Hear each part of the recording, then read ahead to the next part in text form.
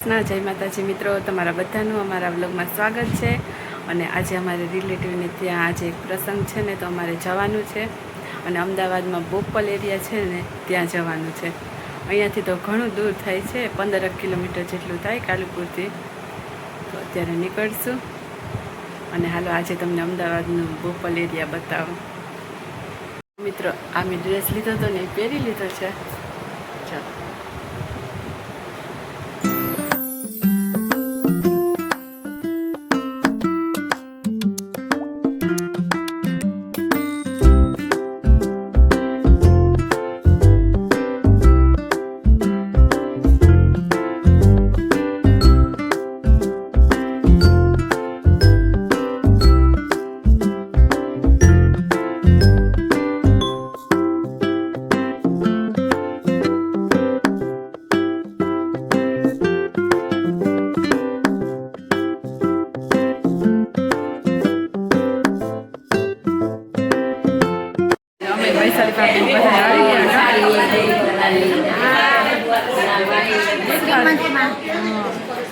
પ્રસંગ છે ને,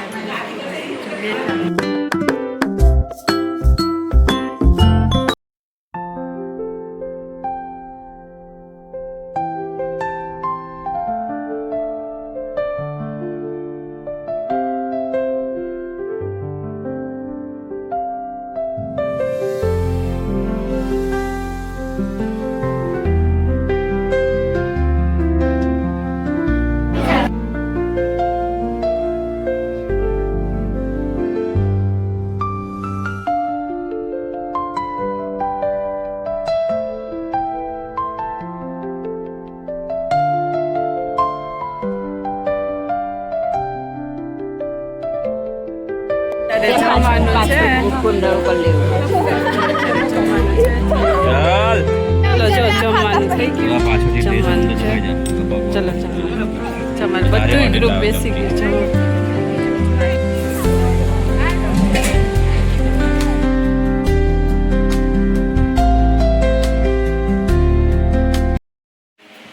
જય શ્રી કૃષ્ણ, જય માતાજી મિત્રો, તમારા બધાનું અમારા બ્લોગમાં સ્વાગત છે. અને જો સવારના નાસ્તો કરવા બેસી ગયા છે દિનેશ.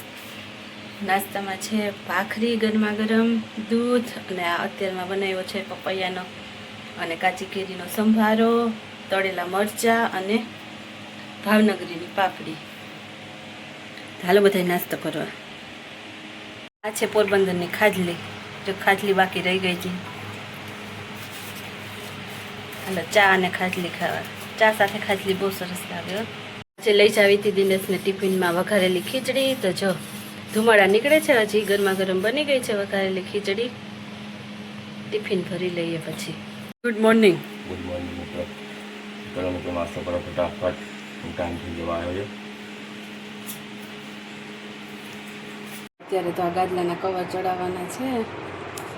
આ ગાદલું છે અને એનું આ કવર બનાવ્યું હતું, એ ધોઈ નાખ્યા હતા, મેલા થઈ ગયા હતા. એટલે ઊંધું કરીને સીધું આવી રીતના આમ ફટાફટ ચડી જાય. એકલા હાથે ચડાવવાના હોય ને તો આ એક ગાદલાનું કવર ચડી ગયું છે અને આ બીજું ગાદલાનું હજી ચડાવવાનું બાકી છે. બંને ગાદલામાં જો કવર ચડાવાઈ ગયા છે. હવે આપણે પથારી વાળી લઈએ. બપોરના જમવાનો ટાઈમ થઈ ગયો છે અને આજે બપોરના તો જો શાક કે કાંઈ કશું બનાવ્યું નથી. વઘારેલી ખીચડી બનાવેલી હતી ને, તો અત્યારે દહીં વઘાર્યું છે. જો બતાવું. અને ગરમી એટલી પડે છે ને અમદાવાદમાં, બધી જગ્યાએ પડતી હશે પણ અમદાવાદમાં તો સખત ગરમી પડે છે અત્યારે. પાપડ મૂકીએ ને તડકામાં તો પાપડ શેકાઈ જાય, એટલી ગરમી પડે છે. જો અહીંયા વઘાર્યું છે દહીં અને ખીચડી ખાઈ લેવાની છે, વઘારેલી ખીચડી.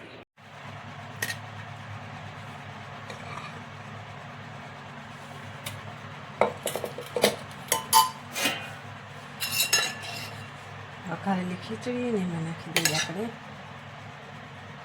દહીં.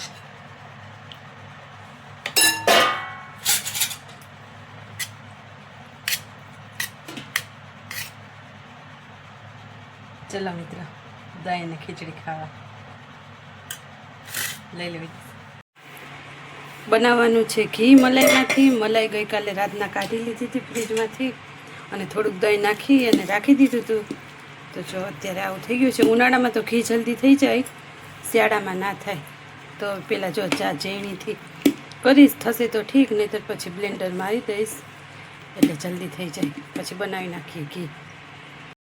તો જો અત્યારે થોડું ઠંડુ પાણી નાખશું, માખણ જલ્દી થઈ જાય. ઝીણીથી કરતી હતી હું, પરંતુ ઝીણીથી તો કાંઈ થયું નહીં, એટલે હવે આપણે બ્લેન્ડર ફેરવવું જ પડશે. જો બ્લેન્ડર લઈ લીધું છે અને બ્લેન્ડર ફેરવી દઈએ. તો જો અહીંયા આપણે માખણ ગરમ કરવા મૂકી દીધું છે. માખણ થાય છે ગરમ, હમણાં થોડીક વારમાં બની જશે ઘી.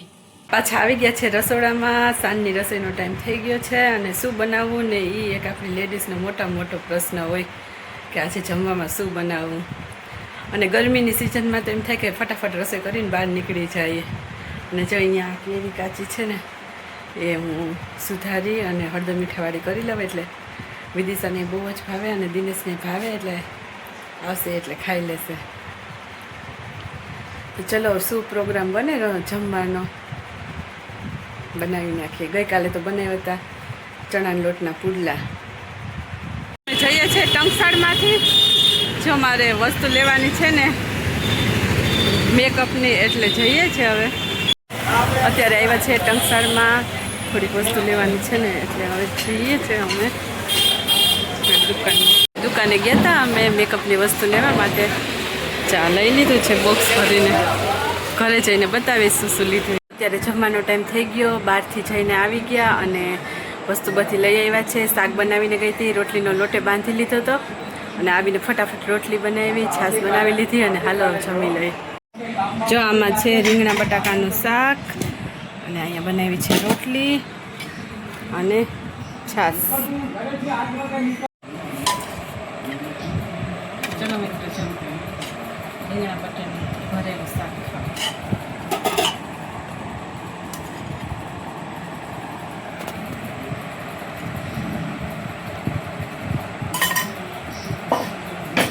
ગરમી છે એટલે બનાવી રોટલી છાશ. તો મિત્રો ચલો જમવા. આજે છે રીંગણ બટાકાનું કાઠિયાવાડી શાક, રોટલી, છાશ, દૂધ. ચલો મિત્રો જમવા. ખાઈ પીને ફ્રી થઈ ગયા, વાસણે કરી લીધા છે અને આવતીકાલે છે 30 એપ્રિલે વિદિશાનું રિઝલ્ટ. એટલે અત્યારે મને યાદ આવ્યું ઘઉંનો લોટે થોડોક જ છે એટલે આવતીકાલે જોશે. તો જો અત્યારે ઘંટી ચાલુ કરી છે, ઘઉં દળાવવા મૂક્યા, એક દળાઈ ગયું છે ને હવે બીજું દળવા નાખવાનું છે. અને કાલ સવારના વિદિશાનું રિઝલ્ટ લેવા જવાનું છે અને શાકભાજી બજારમાં જવાનું છે, એટલે કાલનો આખો દિવસ બીજી ડે છે. અને વિચાર છે પાર્લરમાં જવાનો. એ તમને ખબર પડી જશે કારણ કે અમારા ઘરનો અંગત પ્રસંગ આવે છે હમણાં થોડાક જ દિવસમાં, એટલા માટે. તો ખરીદી એ ચાલુ છે, બહાર જવાનું હોય છે અને હમણાં ગરમી એટલી પડે છે ને કે વિડીયો ઉતારવાનું મન નથી થતું. પછી વિડીયો એડિટિંગ કરવામાં ઘણો ટાઈમ જોઈએ, એટલે વિડીયો હમણાં નહોતા આવતા 3-4 દિવસ, એટલે એના માટે છે. પછી શોર્ટ વિડીયો ખાલી આવતા હતા, લોંગ વિડીયો નહોતા આવતા કારણ કે લોંગ વિડીયો એડિટિંગ કરવામાં ઘણી વાર લાગે, પછી અપલોડ કરવાનો, થંબનેલ બનાવવાનું, એટલે એમાં ઘણો ટાઈમ જતો રહે. અને ગરમીમાં આમે બહુ જાજુ રસોઈ વધારે બનાવવાનું મન નથી થતું અને અમુક નવું કામ કરવાનું હોય ને તો એ મન નથી થતું, એટલી ગરમી પડે છે. તો હાલો, જો દહીંનું દળાઈ ગયું, ઘંટી બંધ થઈને તો મેં કીધું થોડોક ક્લિપ લઈ લઉં થોડીક વિડિયાની અને હવે પાછું બીજું દહીંનું દળાવવા મૂકી દઉં, એટલે કાલે સવારે ઘંટી સાફ કરવાની જ રહીએ દહીંનું દળાઈ જાય ને. તો જો અહીંયા આપણું દહીંનું દળાઈ ગયું છે.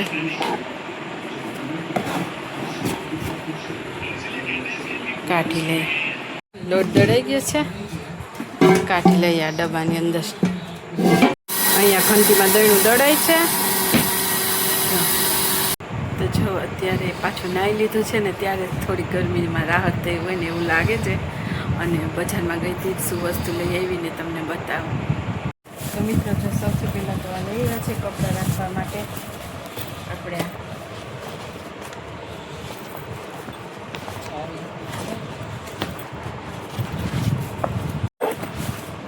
મોટું છે, ઘણા બધા કપડાં આવી જાય, સાડીઓ રહી જાય, પછી ડ્રેસ પેન્ટ શર્ટ એ બધું રાખવા માટે મેં લીધું છે. મસ્ત મોરવાળી પ્રિન્ટ છે એટલે એકદમ સરસ છે અંદર ડિઝાઇન. આ છે આના બે લીધા છે ને કપડાં રાખવા. અને બીજું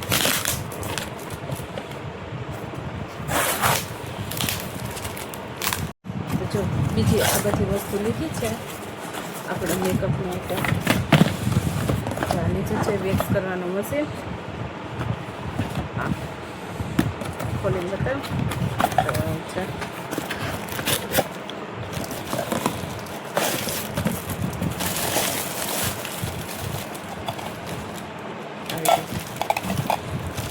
એક વર્ષની વોરંટી એવી આમાં. અને આ લીધી છે ફેશિયલ કીટ લોટસની. અને આ બધું લીધું છે. ખાસ તો મારે કાજલ લેવાનું હતું. blush, blush, highlighter, makeup fixer. આટલી આપણે ખરીદી કરી છે. અને શેના માટે કરી એ તમને આગળ ખબર પડી જશે.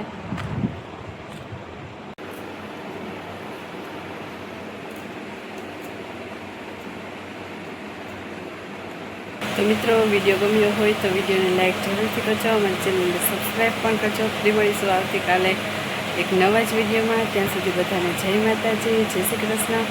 Thank you for watching. Bye bye, good night.